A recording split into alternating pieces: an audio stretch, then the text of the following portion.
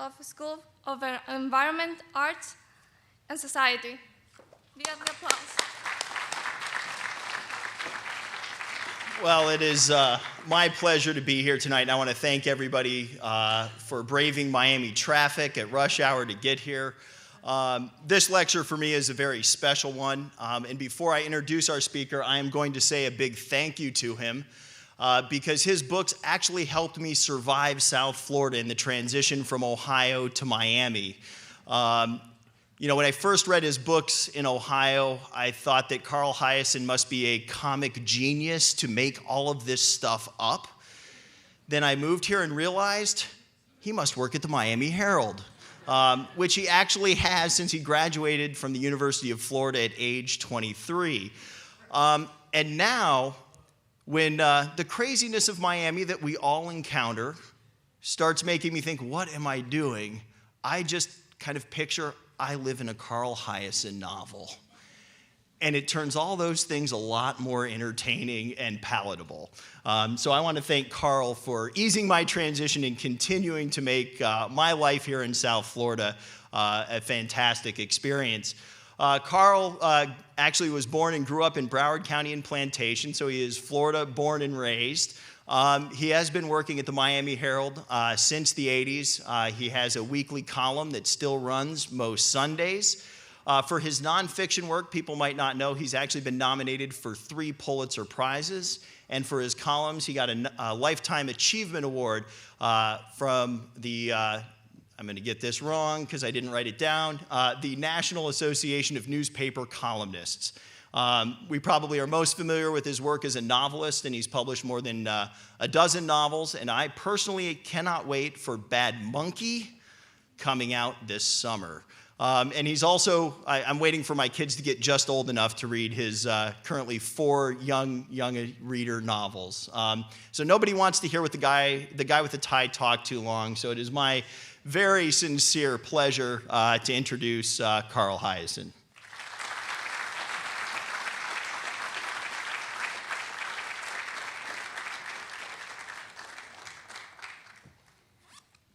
Thank you very much. That was a way too kind. I've actually been working at the Herald since 1976. Please don't do the math.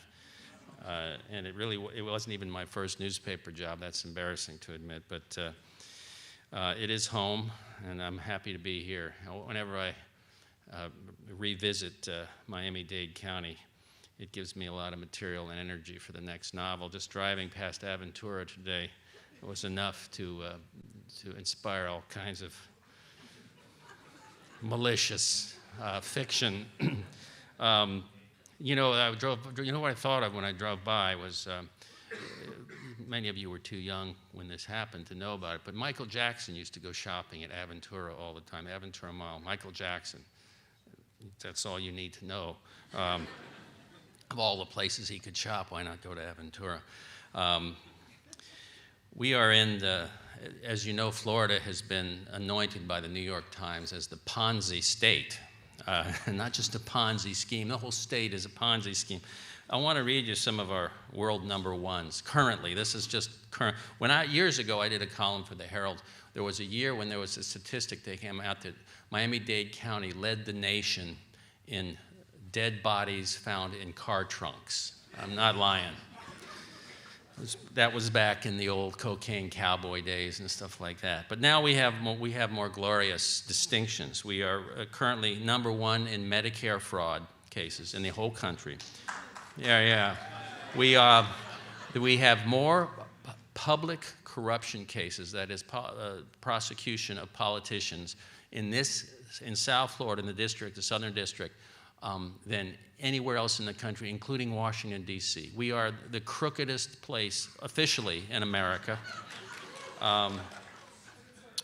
We lead the nation in ID fraud. The new tax thing where they steal your ID. We are way ahead in ID fraud. There's no one even close to us. And the other thing we lead the country in is nativity scene thefts. I know, yeah. Now, you all know this. When I'm traveling outside of Florida and I tell this story, nobody believes this story. But we have more thefts from front yard nativity scenes than anywhere else in the country. And I don't know why that is. It's the most bizarre. But every Christmas season, there's some horrible story. But my favorite was a couple of years ago. What I have in here is just a stack of these stories. But this last Christmas, for example, they stole a baby Jesus and a plywood donkey was missing from Now, sometimes they'll get one of the wise men. Sometimes they'll go right for the baby Jesus. But back in 2007, I started keeping track of this because I'm a sick son of a bitch. I just thought it was the greatest thing. And this was a story that ran this Bal Harbour. In the Herald, 2007. In Bal Harbour, the baby Jesus statue is back where it belongs. And this was about a stolen baby Jesus. And just to make sure, this is from the Herald, just to make sure the statue doesn't go missing again, Jesus, Mary, and Joseph will be equipped with GPS tracking devices. All right? 1 week later in the Miami Herald, here's the headline. Woman charged in theft of GPS-equipped Jesus. So we live in such a depraved place that they are sticking LoJacks on Jesus, okay? The challenge, if you're writing, I've been doing this newspaper work for a long time, and the columns, it's not, you can see it's not heavy lifting. It's like shooting fish in a barrel. It's just every week you sit there, which of these numbskulls am I going to write about? What new thing can I write? There's just too much material, but there's so much that I've had to start writing these novels as for psychological therapy, if nothing else, because it just builds up in you of sitting in the newsroom. There's just too much. It's too much weirdness. And now a lot of writers have come to Florida because of the weirdness. It attracts writers. And the challenge that all of them are having, and even myself included, is staying ahead of the curve of weirdness. I try to write satirical novels, funny novels, and that means you set up a sort of a what if you're writing it and you're plotting it out. And and a lot of times it comes from something I've read, an idea, something right out of the headline. But you try to crank it up a couple notches to make it the satirical aspect of it, an element of the ridiculous to it. You can't do that in South Florida. So many things I put in novels have come true that it's totally depressing. I can't come up with anything. They all, people ask me, and you get this, I'm sure, from relatives up north or friends, what is it about South Florida? They always say, what is it about South Florida? The last election, we can't get the votes counted. It's like 3 weeks after the election. Thank God it didn't come down to Florida. I couldn't have been happier that Florida had nothing to do with the outcome of this last election. At that point, I didn't care when they got the counting done, as long as we weren't involved in any way. But it's an embarrassment. We're now, the butt of every Dave Letterman, Jay Leno election joke. And this is, but people are always saying, what is it about? You see this on the talk shows. What is it about? And we have this magnetism, this perverse magnetism, where almost every big news story is sort of sucked into our vortex of weirdness down here. People come down here and misbehave in ways that they would never misbehave anywhere else. Or if they were, they wouldn't get caught doing it. When 9/11, okay, going back to when bin Laden was alive, and he's putting together this bunch of clowns, and they're getting the airplane flight into the building. Great idea, sign me up. Now he's saying now he's got them all assembled. I don't know if he's in the cave in Tora Bora, or if he's in wherever he is, he's got this group with him, and he's talking to them. And they get a map of the United States out. And he's looking at the map. And here's why so many of them ended up, 9 of them in South Florida, 9 of the 9/11 hijackers. They ended up here because he picked a place where the bar of bad behavior is so high that these knuckleheads would never be noticed. And this is a true thing. They came here. They rented houses. This was the one place where you could walk into a flight school, with $5,000 in cash in your pocket and say, would you mind if I used the 757 simulator for a while? And oh, by the way, I won't need that last segment about landing the plane. I just want to fly the son of a bitch for a while. You don't? And they said, sure, come on in. Be our guest. The one guy they sent to Minnesota, remember that guy? He's off the plane about 35 seconds, and he walks into a flight school. He's still in jail. They nailed his ass so fast. But in Florida, these guys lived, they thrived. Here's what they did. Not far from here, not far from where we're sitting. This was obviously in a quest to find some of the virgins they would see in the afterlife. They would go to strip clubs at night. They would. Muhammad Atta, these guys, these devout, devoted Muslims, they would go to these strip clubs, and they pretended to be pilots for the Egypt Air. And later, this is all come, the FBI is swarming all over the place after these terrible events. They're finding out that these guys are out partying. They're putting money in the G-strings. They're doing all really true holy men, each and every one of them. And this is where they ended up. And it was no accident. Bin Laden was not stupid. He knew, oh, hell, they'll never be noticed in Florida. True story. A couple months before 9/11, they find a Cessna parked in one of the main commercial runways of Miami International Airport. It's a Cessna, nobody inside of it. Tail numbers.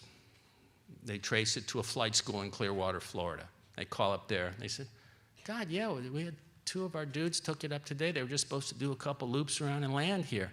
They said, well, they're in Miami, and they're gone. Their plane is on the runway. The pilot's name of that aircraft was Muhammad Atta. Never followed up on it. Here's what he did. Here's what this genius did. They fly around in this Cessna. It's only a couple months before he crashes a big one into the airplane. He says, I think we'll just land at Miami. He lands in one of the main runways and stalls the plane out. So now you've got real serious aircraft can't land because this idiot.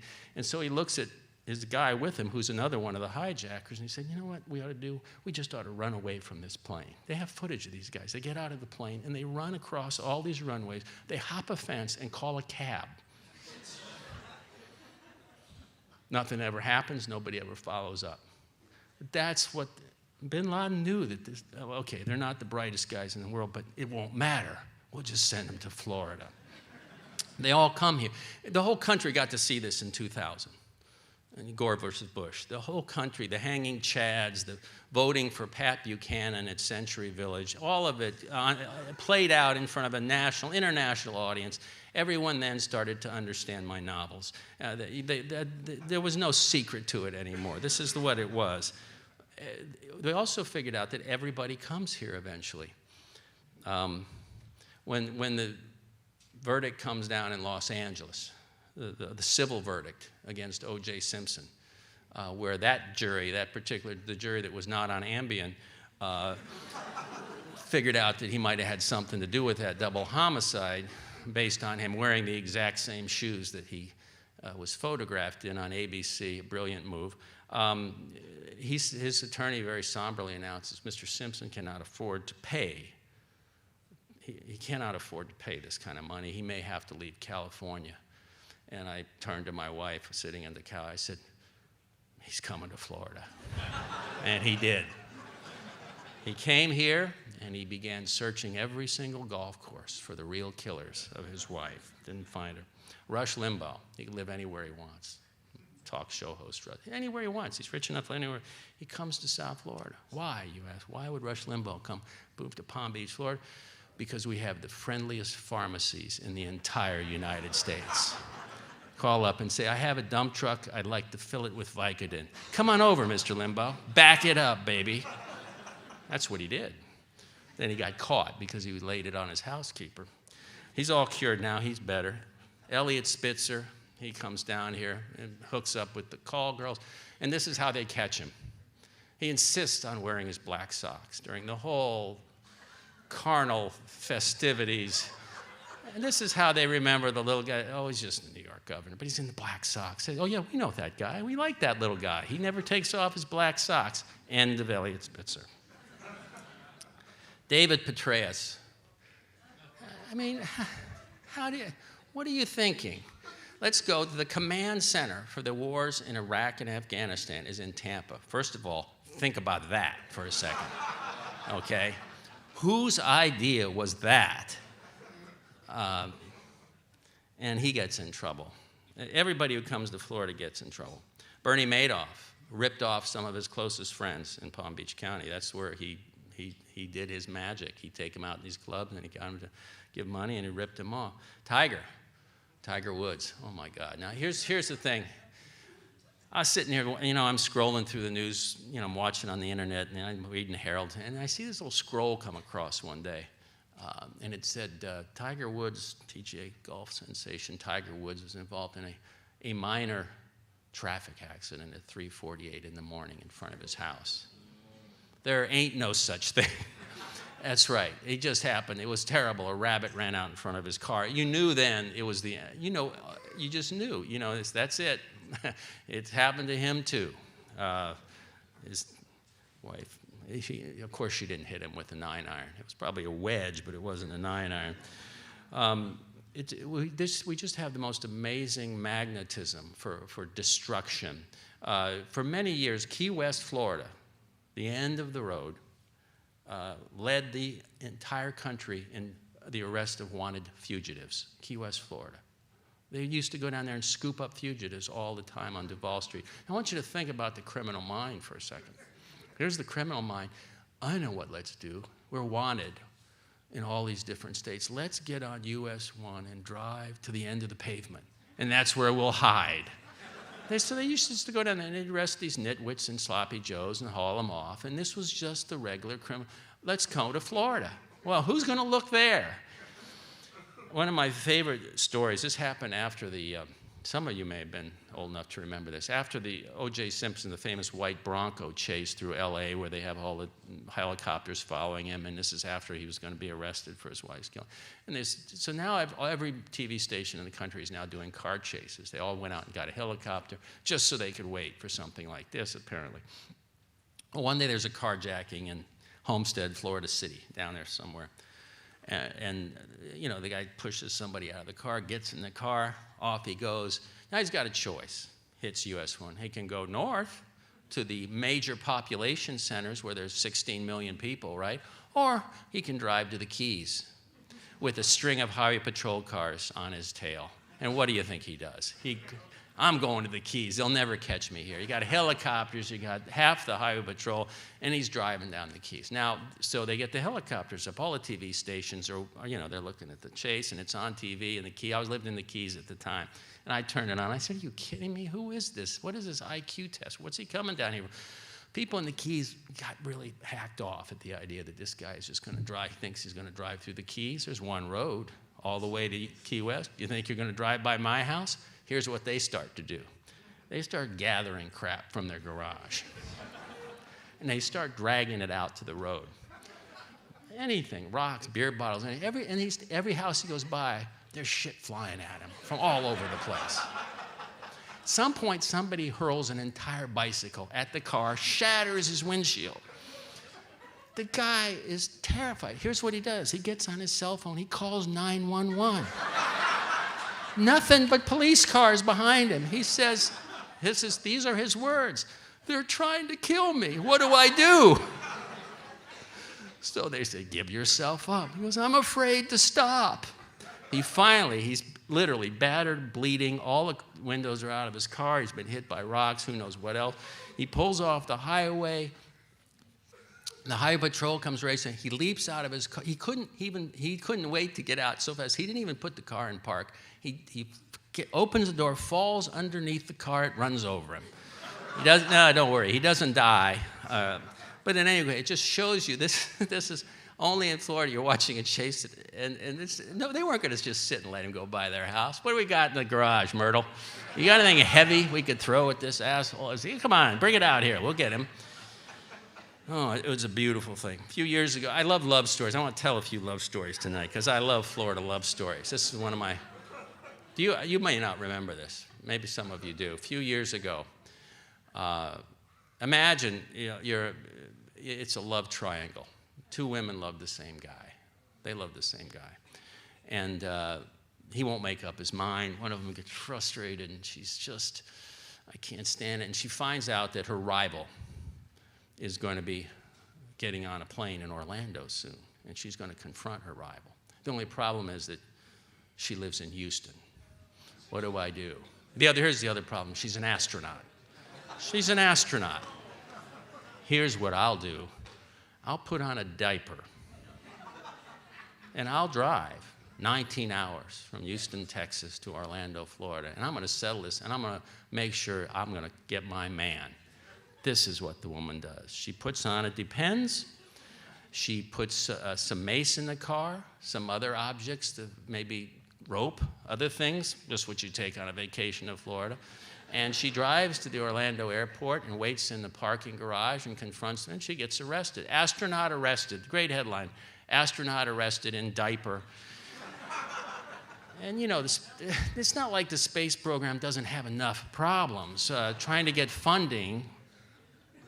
Why couldn't she do it in Houston? Was all I thought. Why do you have to come to Florida and make things worse for us?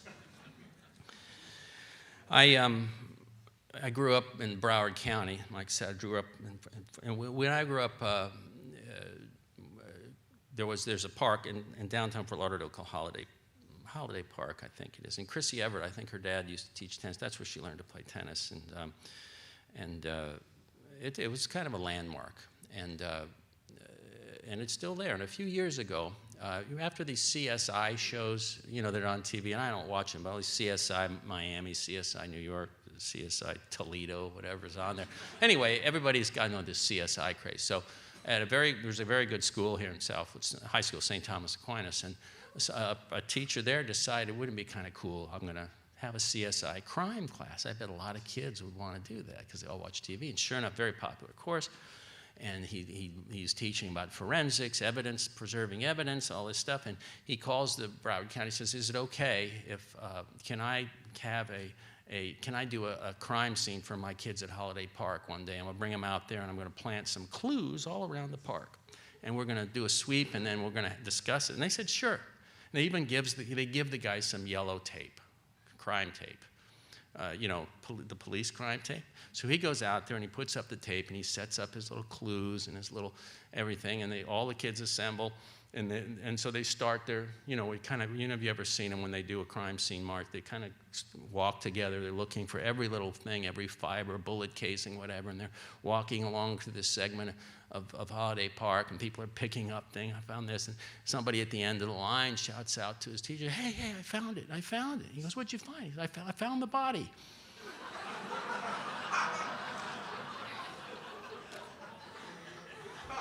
And yes, sir. So now, fast forward, the real police arrive they put up the real crime tape around the borrowed crime tape.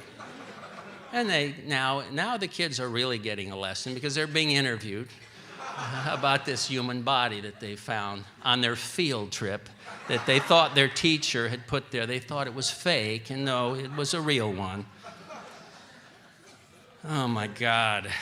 Here's just a few things. This is what I do every day. I sit and clip things out. I'm trying to think of not just column ideas, but stuff for the novels, because I try to make the novels as disturbing as I can, and so I try to use a lot of real life stuff. You're all grown-ups here. I want to tell you this is a true story. It's a sad story, but it's a true story. And this is, again, an only in Florida story. You're not going to see this story in Bozeman, Montana, okay? This is the headline. Oh, God, this is horrible. Man accused of having sex with donkey is in jail. He wants his animal back. He's given an interview, this fellow. He's given a thoughtful interview. He's in jail. First of all, if you're arrested for that particular crime, just a word of caution, don't call up the newspaper and talk to people about it. Anyway, and I'm not making this up, as my friend Dave Barry would say. The donkey's name is Doodle, okay? He goes, and this is his quote. This is an aggrieved, for a defendant in a criminal case, this is a very upset guy. He feels there's been no justice. He says, I want my donkey back. There's got to be due process. I paid $500 for her. That's his statement.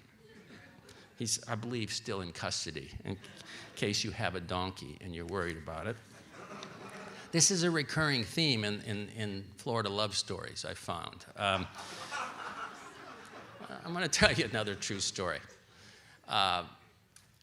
Many years, maybe 15 years ago, at a trailer park in West Dade County, the neighbors had begun calling the authorities about certain events that they believed were occurring in one of the trailers. And it's significant that they did not call the Metro-Dade police. They called the Fish and Wildlife Commission because they believed that that was the proper jurisdiction for what was going on inside the trailer. So one night there's a huge commotion going on, and the neighbors call, and two game wardens show up in little green uniforms, you know? And they knock on the door of the trailer. They knock. Finally, the door squeaks open. There's a gentleman standing there. And according to the police report, the wildlife officer's report, his T-shirt is torn half off. He's bleeding, and he has puncture wounds on one side of his body, what to them appear to be puncture wounds. And he says, what's the problem? And he said, can we come in? He said, no, everything's fine here. They said, no, everything's not fine. We see that you're bleeding, your shirt's torn off, you've got severe wounds. We're going to come in, or we're going to get a warrant. Oh, all right, you can come in, but there's no reason. I'm fine. And they come into the place, and they conduct a search. It takes a little bit of time. It's a double wide. They start one end, working their way through. They get to the bedroom. This is significant. They get to the bedroom. First of all, let me say there's only one bed in the structure, one bed. They get to the bedroom, and there's been a disturbance, clearly, in the bedroom. There's some blood evidence, there's some other things, and one of them steps forward and tears the sheets, the covers off the bed, and in the bed, the only bed on the premises, are two adult alligators. Two, not one, two. Now, the gentleman says, so what? And they said, well, you know, alligators are a protected species, and you really can't, you can't have them as pets without a permit. And secondarily, you really can't take them to bed with you. And he said, well, they're mine, and I can do what I want with the alligators. I'm very close to the alligators, obviously. And they said, we'll be taking, and then the report goes on to say that the alligators are removed from the premises for their own protection. All right. Remember, this is Florida. Because anywhere else, what happens in this scenario? Any other normal place, what happens? Here's what happens is if you've just had this happen, whether you live in a townhouse, doesn't matter. If something like this has happened, where armed, uniformed men have come to your bedroom and removed two giant reptiles from your bed, here's what you want to happen. You want to wait till about 4 in the morning. You want to back up a U-Haul, move all your stuff in, drive out of town, and pray that in 10 or 12 years the neighbors stop talking about you. That would be the normal reaction, but this is Florida. What do you think he does? He goes and gets a lawyer, and he goes to court. I love my alligators, and I want my alligators back, damn it. First of all, what other place, where else do you think you could find a lawyer who would take that case? Nowhere. Only in Florida. So here's what I love about this story. This case bounces through the Florida court system for about 18 months. You all paid for it. Your parents did. Somebody, taxpayers of Florida paid for it. Finally, a judge. And here was the headline in the Herald. And it was a very brief story. It said, court says, gators in bed, a bad idea. We needed a judge to tell us that. Gators in bed, a bad idea. And here's what the judge said. And I don't want to throw a blanket on anyone's party by telling you this up front. Apparently, there is no constitutional right to sleep with a protected reptile in the state of Florida or anywhere in the United States. There's just nothing you can do. You cannot start a relationship with one of these animals. So here's what, all this time, the Florida Wildlife Commission has been keeping these gators. They couldn't let them go. So the day comes, the judge issues his order, and within minutes, these guys have threw these big gators in the back of a pickup and drove them as far out in the Everglades as they could and let them go for their own protection because they were afraid this nitwit was going to try to kidnap them back. I mean, that's love. What else would cause you to get a lawyer to do it? I mean, only in Florida. But that's an example of a story that I couldn't really put into a novel. If I did a novel based on a love affair, a three-way with two gators, my editors in New York are going to send back that proposal and say, let's, when you come down, when you're not stoned, let's try this again, okay? But I tell them it was real. This just happened recently. This is a new thing, and I don't know how to deal with it because I did a novel years ago about called Skin Tight, which I thought was about my idea was to write about the worst possible plastic surgeon I could invent because there were all these horror stories going on in South Florida about plastic surgery, cosmetic surgery mostly. And I thought, I know what I'll do. I'll invent. And I'd written about some of these people in the paper, so I thought I'll put them all together in my head, and I'll just create this awful, awful surgeon, and just something bad will happen to him at the end, something terrible, and it'll be done. So I write the book, everything, and then all kinds of weirdness starts to happen. And I get really bummed out because I thought I have really outdone myself in terms of depravity with that novel. Almost within months, I started seeing these billboards all around Miami, all around I-95 and the Dolphin Expressway. All it says on it is giant letters, billboards, call Dr. Lips, call Dr. Lips. And I thought, that's how I pick my physicians. I always go to the doctors that name themselves after a body part that they operate on. And this guy specialized in collagen, lip injections, making little pouty lip things. That's what he specialized in, and he was advertising everywhere. And I'd never thought to make my doctor that colorful. But here's what happened with Dr. Lips, and it would really piss me off because if it had happened before I wrote the novel, I could have put all this stuff in. And it happened to be a tragedy. In one case, he was seeing a lot of patients. He was doing a lot of lips. There was a pop singer from South America who was up here and said, I saw, I guess, one of the billboards was all he needed to see. That's my guy right there. That's the guy I want operating on me. And they went to see the guy, and he said, look, here's the deal. I have a lot of work I needed done. My girlfriend's down in South America, but I'm going to have this surgery. I'm going to go back, and I'm going to surprise her. I would like my lips done, of course, and I want a facelift. I'd like my neck done. I'd like some liposuction, a pretty tricky procedure. I'd like that. And then I would like one special part of my body enlarged as a surprise for my girlfriend back home.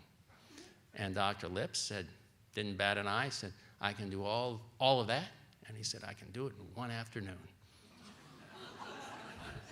I don't know if you know anything about cosmetic surgery, but that ain't usually the way it's handled. So poor guy, off he goes, and they start the operation. They start at this end. And he works his way diligently. They do the liposuction, the face, the eyes, the lips, all this stuff. And then he gets to, personally, what I think is the most important part of the day. And as they say on Fox News, something goes terribly wrong. And the guy expires on the operating table. Terrible. Now, me being sick, I'm thinking, who has got to write that eulogy? Honestly, God, what possibly can you say? First of all, can you even get the casket closed?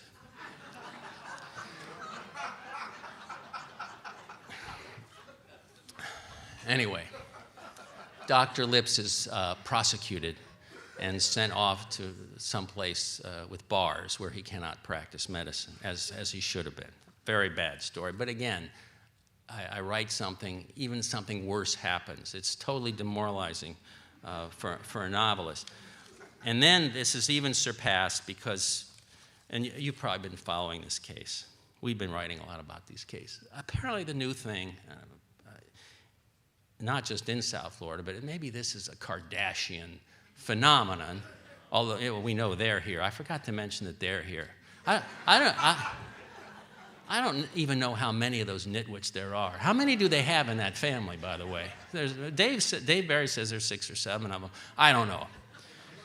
Apparently the new thing is to be extremely shapely in the posterior end. And to this effect, they've had there's a huge groundswell of business for people who do butt enlargements. And if you've been reading in the Herald, again, this is something I could never submit as a book idea to New York. They have a defendant known as the toxic tush doctor. Have you been following this case? Oh yeah, the toxic tush doctor. First of all, she's not a doctor. Shockingly, she has no medical license. Doesn't even have a general contractor's license. Got nothing. Secondly, she's not a she. She's a guy who's had some procedures. Thirdly, this is what she did. This is what she did. You would go in and you would go to her house, or she would come to yours, which, as all fine surgeons will come to your house, by the way. And she would come with a kit. And in this kit would be giant syringes with needles on them, okay? Giant hypodermics. And she would inject the following into your butt cheeks: cement, mineral oil, fix-a-flat aerosol. Fix-a-flat. You know this? When you get a flat tire and you put the can and you cock it and it fills the tire? Swear to God. Fix it. And she would seal it with that well-known medical ingredient, super glue. This is what she did. No lie. So, you know, at some point, you're thinking, somewhere in the heavens, Charles Darwin is looking down at South Florida. And he's going, you know, at some point, you just can't protect people. In the old days, when we were a nomadic tribal, after we'd come out of the primal ooze, and we would travel in herds and tribes and go from place to place and get food. And they had something in those days called a saber-toothed tiger. And it would follow the herds of humanoids, and it would pick off the lame and the weak and the stupid. And I'm here to tell you that one of the first people who would have gone were the people that go, let someone put fix-a-flat in their ass, okay?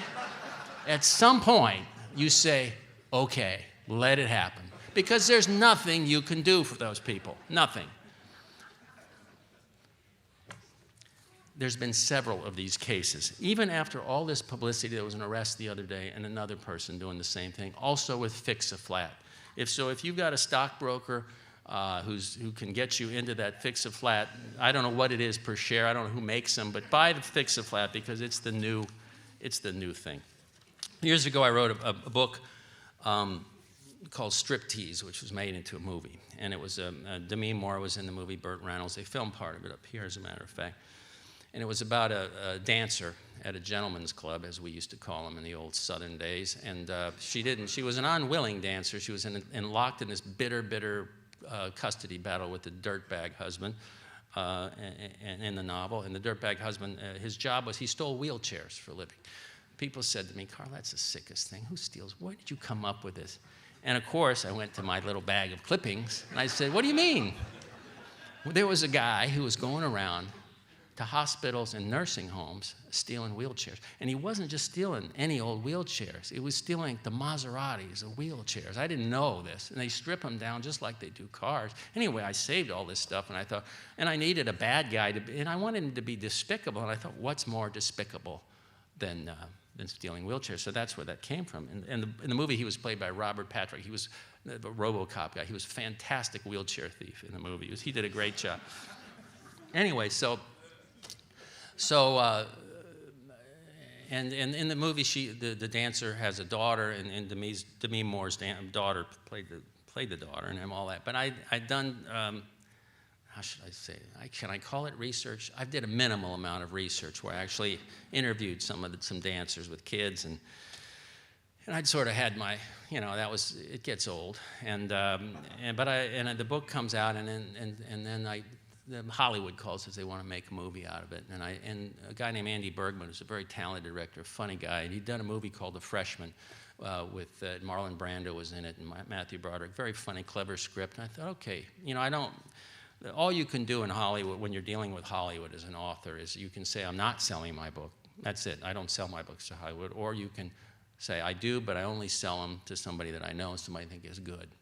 Or you can just say, I'll sell them to anybody. I'm a slut. Take it and give me the money.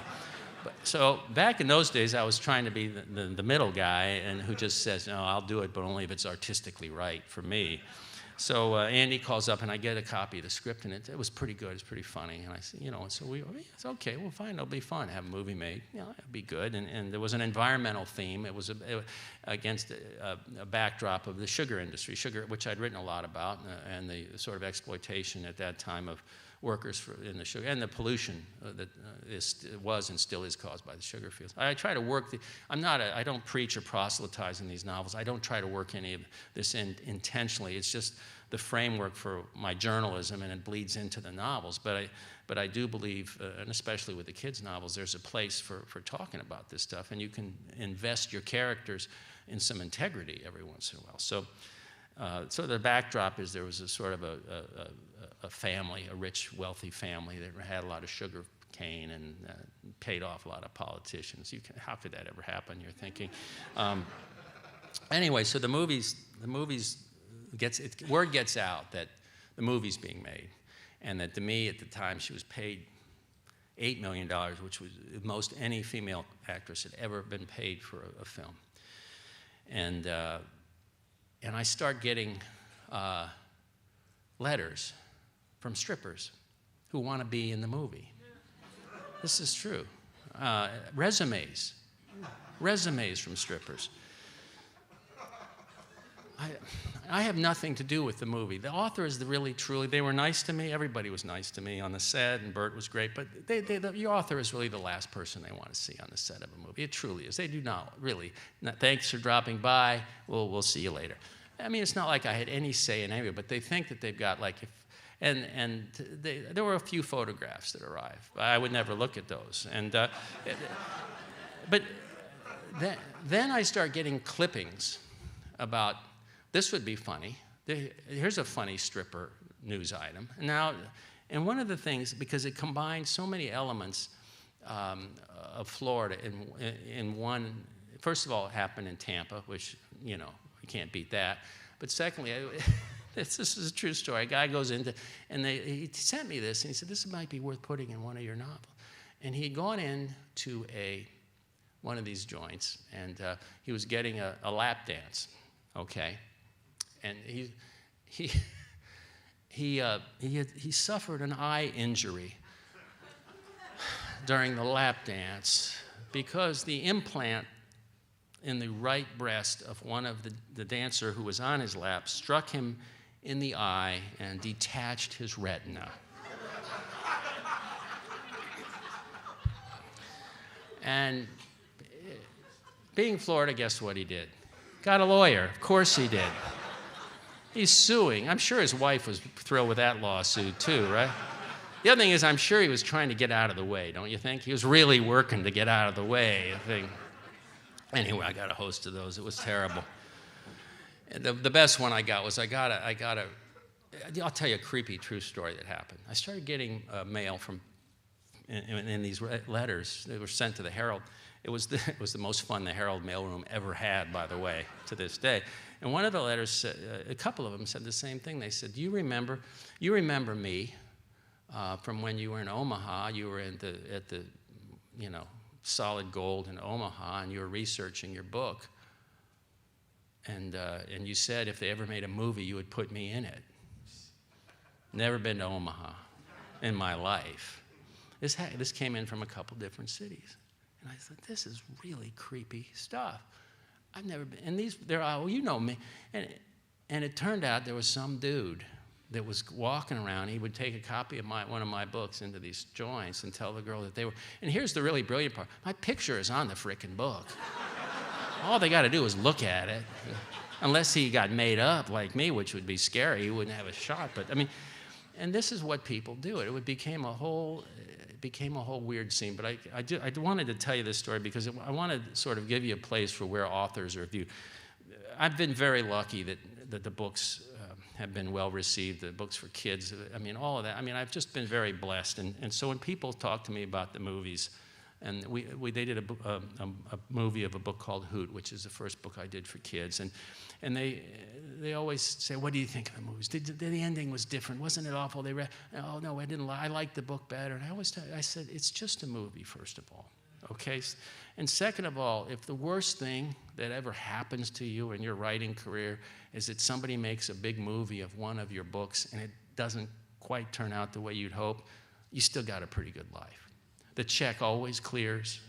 Move on, don't get hung up on it. To me, it was very nice to me. When she got signed, it was a big deal. I knew it was going to sort of change what that movie was about. Ving Rhames, he played the bouncer in the club, and I loved him. He was great. He'd read every line of the book. He knew the character. And Shad was the name of the character. He did a great job. But, I knew it was going to change. Anyway, so I put it out of my mind. Once the money was in the bank, folks, all right, sayonara. I was in the middle of another book. One day I come home. I was living in the Keys at the time by myself, between marriages at the time. And there's a couple. This is when we had actual voice answering machines. There's a beep, the light's on. I listen. First message is from John F. Kennedy Jr., who ran a magazine called George at the time, a political magazine. And he said, Carl, I was wondering, we're putting Demi on the cover in a couple months at the time with the release of Striptease, the movie. And I was wondering if you could do a little interview with her. We'll put it on the inside. It's mainly just the cover, but we want to do a little interview with her, talk about the environmental stuff in Florida and all that. And I said, oh, all right. And, okay, John F. Kennedy, that doesn't. Next message, I hit beep. It's Demi Moore calling me up. Oh, Carl, I really want you to do this. John wants you to do. Can you please come to L.A.? And I was supposed to go fishing. I was supposed to go trout fishing up in North Carolina. Okay. I said, I said, I can't break this fishing trip. I've had this plan. Well, here's what we'll do. We'll fly you up there. It will be one day in L.A. is all you got to do. One day. I said, okay, that's not bad. So I think this is going to go smoothly. Like a moron, I think, oh, this will just, of course. And John had said, you know what, she's going to be getting made up for the cover shot. You'll go to the photo studio, and you can interview her while she's being made up for the cover shot. Oh, okay. I get there. She's got literally, it's a Culver City. I get there early. I take the red eye. I get there. I'm in my fishing clothes. I am just slouching in. And she's got like 9 makeup people. She's got a hair person. She's got a face makeup. And then there's body makeup. And then there's somebody I notice painting her body. Right away, I see this as a long day. And it turns out what John didn't tell me was he didn't tell, I think she's going to be on there. He said we're going to dress her up like Martha Washington. I mean, I've done a little American history. I know I don't see the resemblance, but okay. Why not? It's not for me to say. So here they go. We start. And then I realize, wait a minute. It's a topless Martha Washington. And she's having her chest painted red, white, and blue with the stars, Old Glory. And I'm thinking, what in the world is going on? And the day drags. And I'm saying, I got to get my interview. Most people are saying, why don't you sit there with your tongue out? It isn't like that. It was like watching an appendectomy, if you want to know the truth. Because it was just there's nothing sexy about it. So every so often she'd come over and say, I'm so sorry, but I don't have, we'll talk later, but I'm busy. And she would come over in some state of partial dress, so it's very hard to say, I'm out of here, I'm leaving. Oh, yeah, okay, fine. So anyway, the day goes on. At some point, now I'm starting to get pissed off, and I'm whining miserably to whoever will listen. I'm supposed to be fishing. I was supposed to be done 3 hours ago. I'm going to get the hell out of here. And then she comes over and she's a squeezer. She squeezed my knee. Here's what you should do. I'll be done in a little while. I want you to go out to Malibu and hang with Bruce Willis. She's married to Willis at the time. Go to Malibu. She says this to some redneck newspaper writer like me. Go to Malibu and hang with Bruce. And I'm like calm, like I do this all the time. Yeah, all right. Okay, she's got the limo. I'm on the way out there, and there's a guy driving. He's got the hat. He's glaring at me in the rear view. I'm in the back of the stretch, right? And he goes, you write this book on stripping? I said, no, it's not really about stripping. There's about the Everglades. There's a dancer in it, and I'm trying to give him he goes, I write a book about stripping too, but she didn't want to buy my book. I'm going, oh, Jesus Christ, I'm going to end up in a ditch in Compton. I'm going to die. So, he delivers me out there. I get there, and Willis is as nice as he could be. He's funny. There's the beach house, and we're just hanging. We don't have nothing to talk about. Gently say that his politics are not exactly what my politics are, so we weren't going to talk about that. And we're just, she really loves your book. And he was the one that had read Striptease and given it to me. So I said, okay, I'm we're sitting there talking, and she'll be done soon, and he's on the phone, and I'm walking around. And she's got these little, at the time, she had these 2 little rat dogs, I call them. I'm sorry if you have these little things. To me, if you got to bend down and pet it, it ain't a dog, okay? Anyway, everywhere they're going, God damn it, and get away. And somebody, one of the help, leaves the sliding doors open, and the dogs bolt out onto the beach at Malibu. Willis sits up. He goes, holy shit. He goes, come with me. I said, what? He goes, we got to get those dogs. I hate those dogs, but she loves those dogs. And she says, there's big old Great Danes. There's all these big dogs on the beach. Dogs are going to get killed. We got to get the dogs. So me and action superstar Bruce Willis are on Malibu Beach chasing around these little rodents with collars on, gathering them up. You got him, I got him. We get him in the house. Whew, well, that was good. Now, don't tell to me. Don't tell my wife. All right, fine. Finally, I get the call. See you, Bruce. Back to Culver City. She's ready. I get back there. She's not ready. She's not even close to being ready. Here's what I get when I get back. There's a big something going on. And he said, John Kennedy called from New York. And now he wants a picture of you and Demi together. Now, I'm in a T-shirt. I'm in jeans. I got rat dog hair all over me. I said, I can't. And they said, wait a minute. We sent a van to Rodeo Drive. And they said, what size in, what was not Prada, one of these designers that I've never heard of. I said, what are you talking about? Is that a shoe? And they said, no, it's a suit. What size? And I said, I don't know. So they said, and they bring a guy who can look at me and tell me my size. He says, I know what you are. So they bring out this real expensive suit. Armani, that was the name. It's an Armani suit. And they put it on me, and I'm like Balloon Boy in this frickin' suit. It's so big. I'm like David Byrne in the Talking Heads movie. I'm so big. And they said, oh, boy, that's not your size. We don't have time to do anything else. And so they take out these pins and these clips. And I don't know if they do this with models, apparently. They clip it up all the way from my ass all the way up to my neck. Now it looks tight. And they said, here's the deal, Mr. Hiaasen. Okay, Demi's, she's all made up as Martha Washington. Turns out she's not completely topless. She's got a little macrame thing over her breast. And it's all lit. The studio's lit. Everything's good. Okay. Anyway, so here's what you're going to be. There's an X, and we're going to push you into the frame. You're going to be standing next to me. You're going to stand there, and you're going to smile, and we're going to take one picture because there's a very famous photographer, Matthew Ralston, I think his name, and he's going to take one picture, and then you're out of the frame because and whatever you do, don't move to me. Like I was going to, but don't move to me because Demi is lit already. And I said, I wish I were lit right now. Can you do anything about that? Can you help me out? So here I am. I'm all dressed up. They slap some makeup on me. A lot of people in the room, bright, bright lights. There's my little X. They slide me into it. And now Demi is standing next to me. And she's Martha Washington sort of. And so there's a guy looking at me, and he goes, "You're not smiling." I said, "No, I had a long day. I'm not smiling." And he said, "Your hair is awful." And I said, "Well, you're the one that wanted to take my picture." And he just looks at I can do something with it. And with his bare hands, he starts combing my hair, creeping me out in a big way.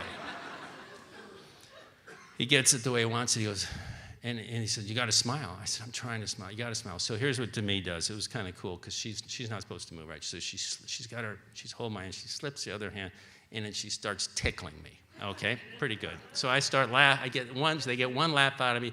The flash goes off, and then this giant hand grabs me, yanks me out of there, and leads me back to this dressing room that was set up like this with this big long drape, and pushes me in there. This is the author of the novel that they're making into the movie. And the last voice I hear on the set says to me, "Don't get any makeup on that suit. We got to send it back to Rodeo Drive." That's it. And that's exactly how they think of writers out there. We did finally get our interview. We had dinner that night. We had some dinner somewhere, and I got my little interview. John was happy, God rest his soul.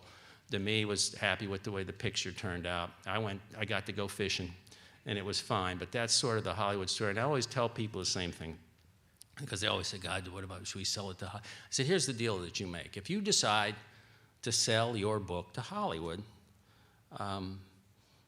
then be ready for anything." I said, it's the exact same thing as turning your children over to the Charles Manson Daycare Center. Nothing good can come of it. But if you make that decision, you go with it. You stay with it. And that's what I did.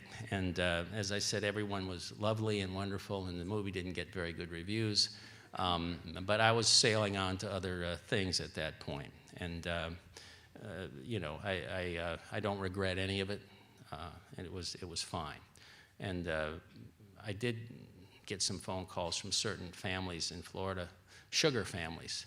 They wanted to know if anything in the book was modeled on them. And I said, "Of course not. What a coincidence. You own sugar property? I didn't know that." I bailed like a coward, the coward that I am. What I want to do, and because I promised to do this, I'm going to take a bunch of questions, if that's okay. We'll talk about anything you want to talk about. We can talk about newspaper columns. We can talk about politics. We can, hold on a second. We can talk about that. Savior of the Republican Party. Whatever you want.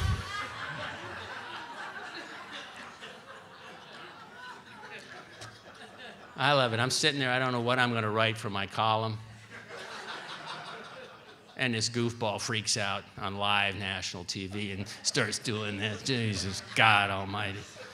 Beautiful thing. I love it. Anyway, we'll talk about whatever you want. Just I can see you, and I'll repeat the question so everyone can hear it. Did you ever model anything off the city of North Miami? The city of North Miami. I've written a few columns about the city of North Miami Beach, but I never put anything knowingly in a novel. The way that it works when you're actually putting the novels together, you've got a sense of, Florida is really a character in the novels. I mean, it's not just the setting. So you're trying to capture, when you're writing about a certain little bit of corruption, I mean, I borrowed from a lot of different corruption stories. We've had some great ones in the city of Miami, but Miami Beach now is going through a big corruption. I mean, it never stops. In generation, as I said, I've been there since 1976, and it just never stops. So you absorb it, and you try to do something a little extra with it in the book. But it's seldom that I've taken a very specific instance and done it. I mean, I can't think. It's the same with the characters. The characters tend to be inspired by something I've read, but not, I'll give you an example. I clipped a newspaper article not long ago. I don't know how I'm going to use this. I don't know if I can use it. I don't know if it would even fit anywhere in a book. But there was a traffic accident down in the Keys, Lower Keys, and some tourists heading down to Key West were rear-ended by a car going really fast on Cudjoe Key. And the police get there, and the Herald wrote a story about this. And the lead of the story, I've got it somewhere, but I'll try to make it brief, was that when everybody else these days is warning you not to text while driving. Police authorities in the Keys are warning motorists not to shave your private areas while driving. It was about a woman who's driving down the overseas highway at night, shaving herself, not paying attention, and she rear-ends this car. And the poor state, I mean, I thought, that's a cinematic. I mean, I don't know if it's literary, but it's sure as hell cinematic. Great. Yeah. What changes have I seen at the Miami Herald? Oh, my God. It's sad. It's the changes that you see at basically all newspapers. The great shrinkage in the staff, the attrition. I mean, they've just cut back. Here's what I worry about. All of us can get our national news instantly with our iPhones now, or our cell phone, boom, boom, boom. But you can't get on that cell phone most of the time is what happened at the North Miami Beach Council chambers last night, or the North Miami. The local reporting where you need feet on the ground, somebody with a notebook there to record what happens. That's what's going to be missing from news coverage from now on. And that's a bad thing for democracy. And it's not just in Florida, but to make your judgments as voters, you need to know what's going on in the community where you live. And if we don't have reporters to cover enough, I don't know how many municipalities in Miami-Dade now, but it's upwards of 60 or more. We don't have the staff to put people in all those meetings, and most of them don't get covered. We barely cover Miami and the Metro-Dade government, Miami-Dade government. That's not just the Herald. All papers are feeling this hit because of the great migration to internet news, and they're not making we can't make as much money on internet advertising on a web page as you can on a full page display ad for a Chevrolet dealership, for example, in the newspaper. The business model isn't there. But what I worry about is people in all communities who something's going on. You know there's a big development going in. You like to go to the zoning board meeting, but you got to work that night. You like to be able to pick up the paper the next day. How did they vote? When did they vote? And the way it usually works is if the fix is in, which is often is in Florida, it's the last thing on their agenda. They vote at 2 in the morning when all the public is left, and the only people there usually were maybe a court reporter, maybe some lobbyists, and in the back of the room, some poor underpaid journalist with a notebook in his hand, writing down what happened.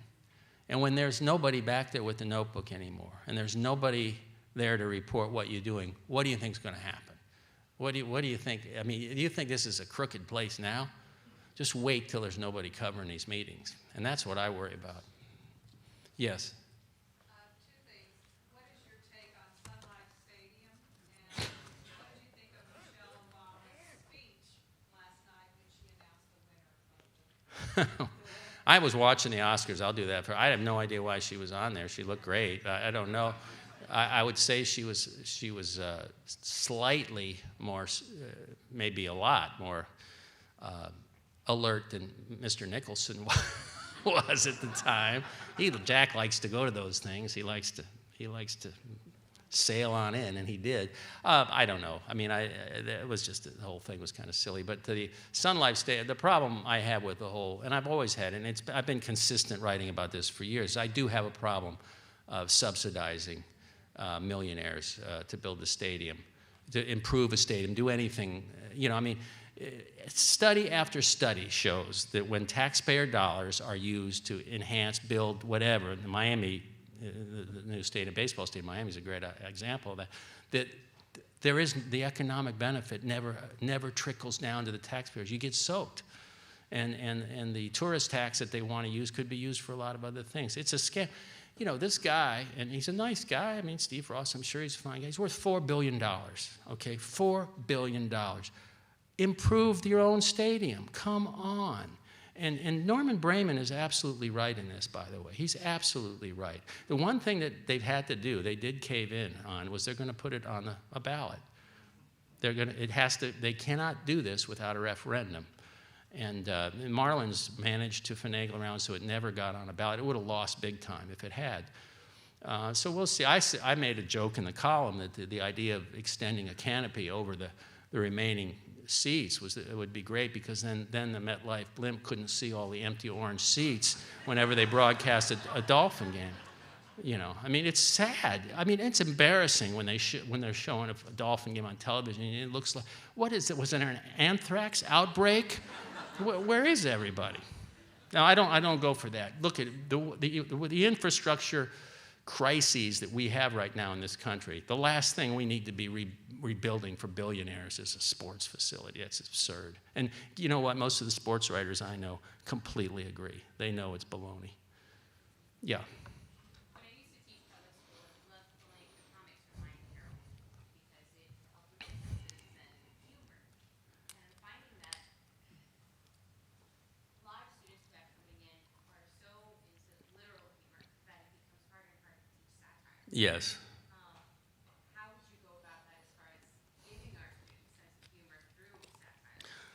That's a good question. How do you make your students sort of appreciate political satire in a time that's ripe for satire? This last election cycle, boy, if you couldn't laugh at what was going on, you'd be pretty miserable. I mean, it became comic on both sides after a while.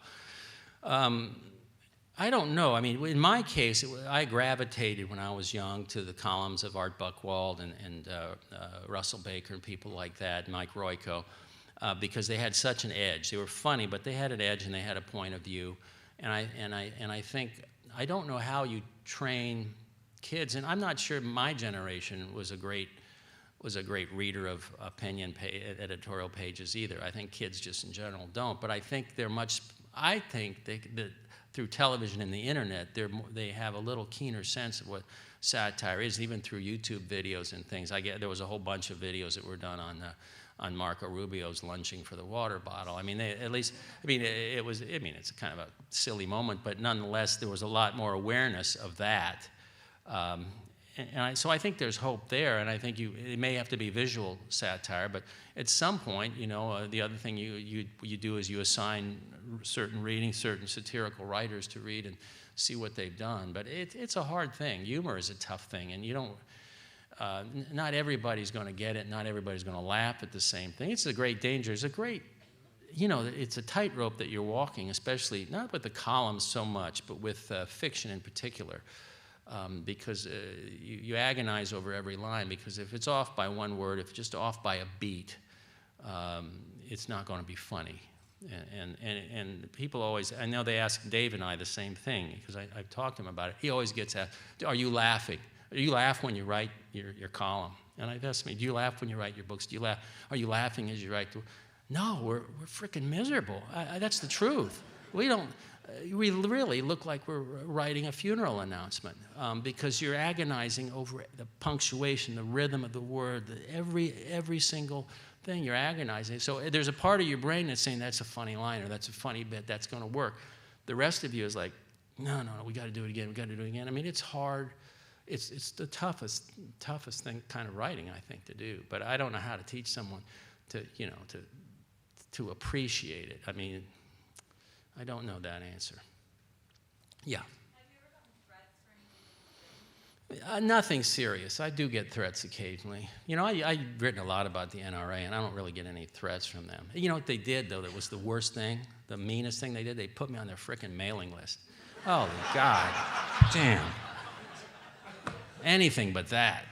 No, I mean, I had a couple. In the old days when I was doing investigative stuff, more probably than the column, once in a while you get a call that you take seriously, but I got to say no. Usually by the time I write it, even when you were writing when I was working on the investigations, by the time I got around, or our team got around to writing about them, these people, for the most part, already knew they were in trouble. They had bigger problems. They had FBI problems, DEA problems. They were aggravated. They were pissed off. They probably would have shot us if they'd gotten a chance, but they had a lot worse things going on. And with the columns, I had one guy threaten, I don't know, you guys aren't old enough to remember. There was a guy named Robert Vesco who was connected with the old Nixon administration, and he was a fugitive financier. He was got in trouble in this country, and he took off. And he'd given a lot of money to Nixon, and he ended up eventually down in Cuba, of all places. He paid his way in. Yeah, Castro, the great socialist, welcomes this thieving dirtbag. Anyway, and I wrote about that, and I wrote about Vesco in unflattering terms. He's a fugitive. He's wanted everywhere. He was a true scumbag, okay? I may have used that phrase, but in any case, the phone rings one day at my desk, and it's a guy, and he says he's going to come over, he's going to kill me, he's going to shoot me, he's going to do all this. And I said, what are you talking about? That Bob Vesco's a great man. He's a great man. I was the captain of his yacht for years. He treated me wonderfully. He's a good guy. So I talked to him a while, and he goes, all right, I'm not going to kill you. And he starts talking to me, and he says, hey, but would you do me one favor? Can I drop something off at your office? I said, I don't know about that. And he said, no, I'll tell you what it is. What it was is Vesco had his yacht was still in Miami, and he hadn't been able to sell it. And so this genius thought, well, maybe you can write about a column about his boat, and he'll sell it, and I can get a commission. So this moron comes over, after he threatens my life, he shows up at the Herald. He shows up, he pulls into the main driveway of the Herald building in a bright red Cadillac convertible, brand new Cadillac, red with a companion.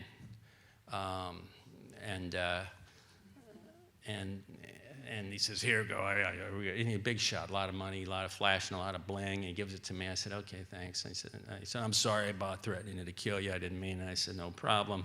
Have a nice day. So a couple months later, I get a call from the Dade County Jail. Okay, he's in the can. He's in jail. And he says, you got to save me. I said, what do you mean I got to save you? He goes, I got arrested. I said, what'd you get arrested for? You were driving a Cadillac. They say I stole a TV set. And there's another great Florida success story. So he's in the can. The guy, after he threatens to kill me, he now wants me to get him out of jail. I said, I can't.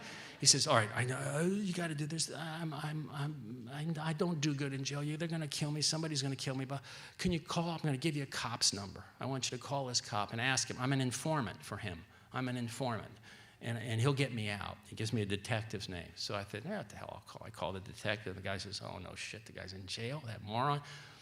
I'll get him out. He gets sprung. The cop makes a call. He's sprung out of jail. Now, once the guy who's threatening my life is now my new best friend. You've heard. Any of you who have been through a divorce court know this phrase, no good deed goes unpunished, right? Any of you that's been through that. Well, this is the thing. Now I've got this guy, and he's calling me. Oh my God! And you remember me? Okay, never mind. So this is how the story ends. Sadly, and then we'll go on something else. But one day, I knew he had been living at the cricket club. He had told me that from some, I don't know, some phone call. Anyway, so one day I pick up the newspaper, and on page like 5D, there's a little story, and it says, body found at cricket club. And the guy's stabbed like 78 times. I said, I got a bad feeling. I don't know what made me think, So I call the cop up. I said, is that him? He goes, yeah, his buddy, the guy you saw him with that day, stabbed him 78 times, left him in a bedroom, and partied for 2 weeks with his friends and the rest of the house. Nice ending to the story. And I didn't mean to bring you down, but that's the South Florida story for you. I mean, those are the kind of characters that sort of walk in and out of your life all the time as a journalist, So now you know why I have to write novels, I just try to stay sane. Yes, ma'am. I was curious, since your intent is to stay at the Herald, I have to say that I look forward, when I read the Herald, to Grimm and you, and I know that Leonard Pitts was gone. I was also wondering what had happened to Seedy. Well, Jim went to CBS. Yeah, that's a long story. I wish he was still at the paper. I'm just going to leave it at that. But I stay there because where else? And this sounds corny, but I feel privileged.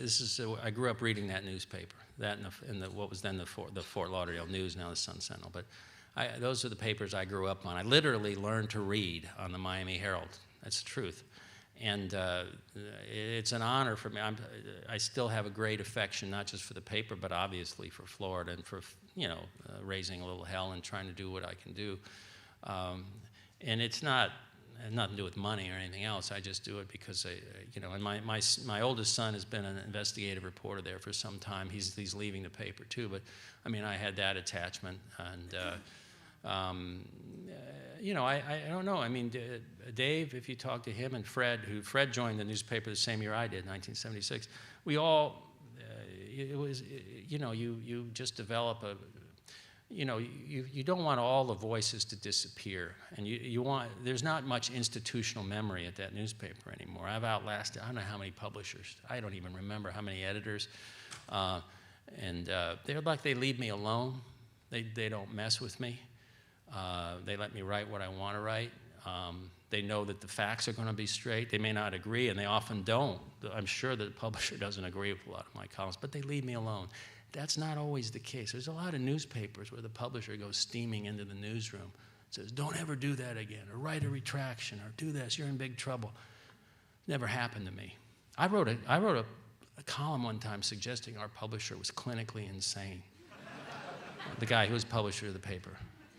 Because he announced he was thinking about running for governor. Dave Lawrence is a sweet guy. But what was he thinking? He was out of his head. So I mean, look I bust the balls of all these politicians. If I can't write about somebody in my building that's deciding to run a newspaper and be the governor of the state of Florida at the same time, are you kidding me? What kind of a newspaper is it that doesn't let me run that column? He left me alone. He didn't like it, but he left me alone. So that's why I'm there. And as long as they do that, once they start messing with me, I don't care. I'm gone. Yes?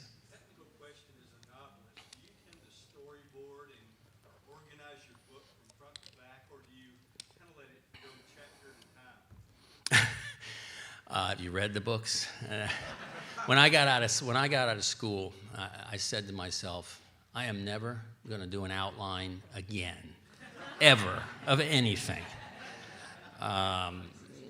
No, all the creative writing teachers cringe when I say that. I have no idea how the books are going to end when I start them out. And Elmore Leonard has the best line for that. I heard him at an event, and they asked him, Mr. Leonard, do you know how your books are going to end when you start them? And he said, why would I write them if I knew how they were going to end? And that's the way I feel. I want to be surprised by my characters. I want to have the freedom. If you're in an outline, you're stuck, kind of. You're on this, you've already plotted out the path of the railroad tracks, and it's very hard to get out of it. But I want to have the freedom. If a character is really disappointing me, is really turned into somebody that I wasn't expecting, and he's dragging the plot down, I want to be able to get rid of him. I want to have him get hit by a train in chapter 7. Screw him. But you can't do that. You can't do that if you're so locked into this procedural. I wish I had the talent and the capacity. And true mystery writers, the true genre writers, they have to really have it tightly packed. I don't. I think of every novel as a stage, what I work on very hard are the characters and who are interesting to me, and I'm going to put them all on the stage, and I'm going to see what happens. And in this new novel I've got coming out, Bad Monkey, I thought I've always wanted to write about monkeys and Medicare fraud. And I thought, there's not a lot of literary precedent for that, but it's my damn book. And I'm going to make it happen. I mean, it's about having fun. And if you're boring yourself and if you're dragging yourself down, you can be sure you're doing it to the readers. So, I mean, I like the freedom of getting 8 chapters in and saying, you know what, I got to change directions a little bit. This isn't going to work if I keep going this way. So I don't know till about 2/3 of the way finished with the manuscript how it's going to end. About 2/3 usually is when I'm done. Yes?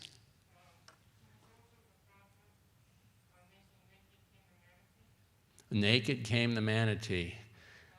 Oh my God, yes. What was the process? That was a book that was done years ago.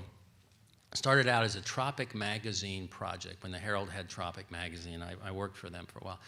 And somebody had the idea there was a famous book of fiction done by writers in New York newspapers called Naked Came the Stranger. And it was like soft porn at the time, and they got everybody wrote a chapter, nobody knew what either one was writing, and they put it all together on the theory that it wouldn't matter if people thought it was porn, they would buy it.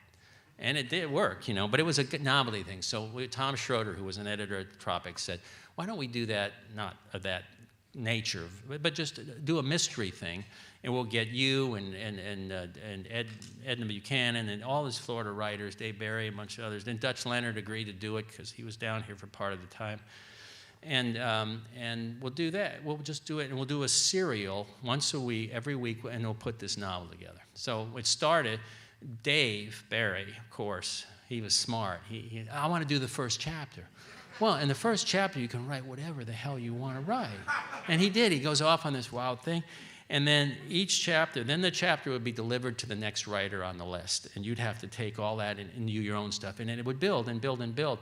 And I was a little slow on the trigger, and I get nominated to do the very last chapter. After 12 or 13 writers have all come up, and this is a true story.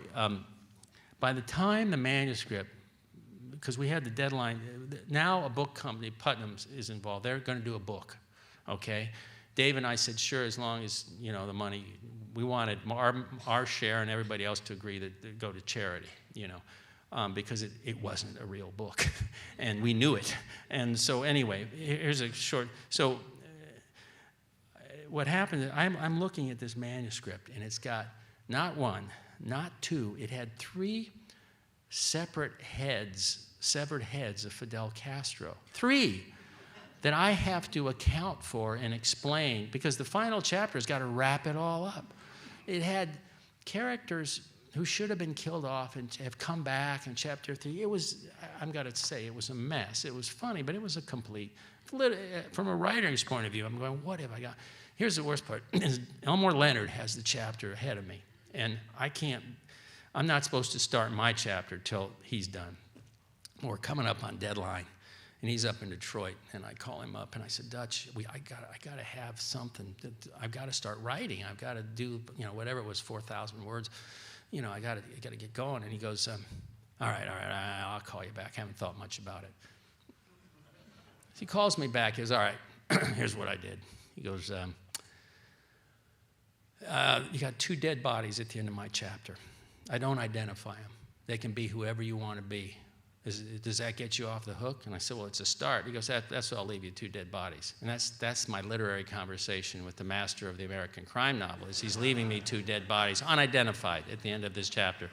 So I do the best. And there's a manatee issue that Dave has raised. We've got all this. So I did my best to wrap it up. I did the best thing that the way I could wrap it up. And it came out. People liked it. It was a novelty kind of thing. It was fine. But I'll tell you the story.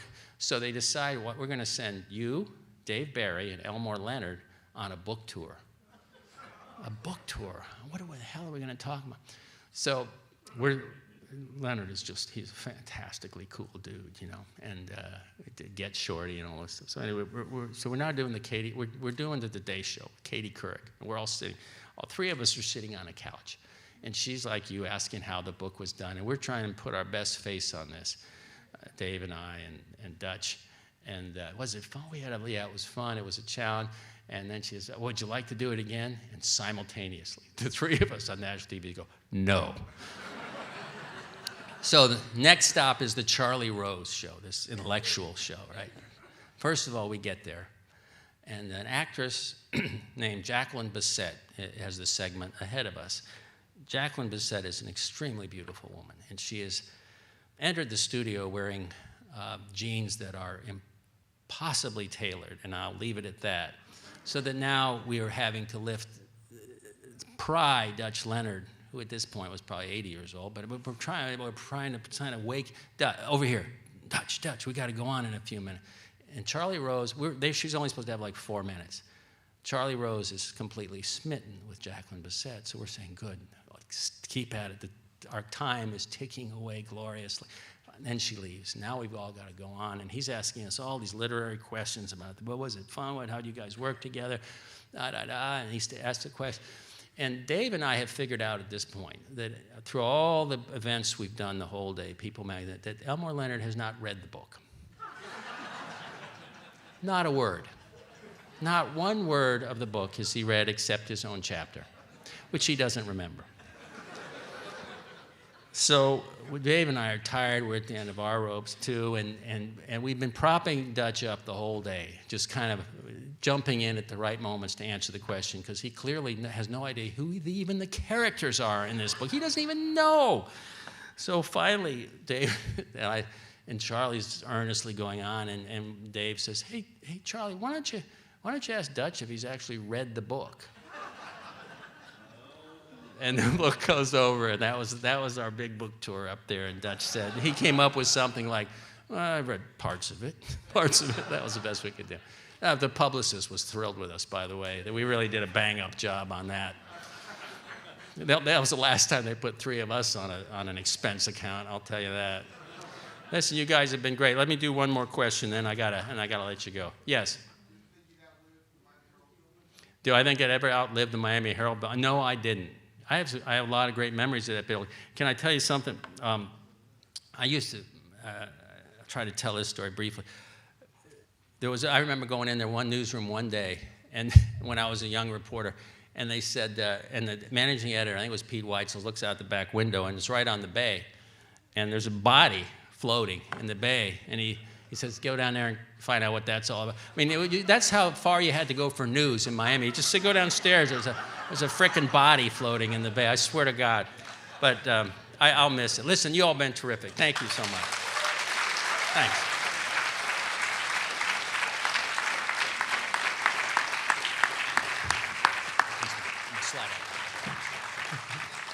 Thank you so much. That was, I think I speak for all of us, that was really, really amazing.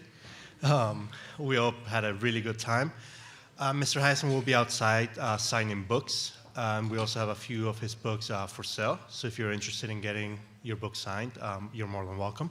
The Student Garden Association, thank you so much for being here, and we will be hosting Larry King March 28th. So if you're interested in coming to see Larry King do a lecture, please stop by and get a ticket from either the Campus Life office here at the Biscayne Bay campus or at the Modesto Medic campus.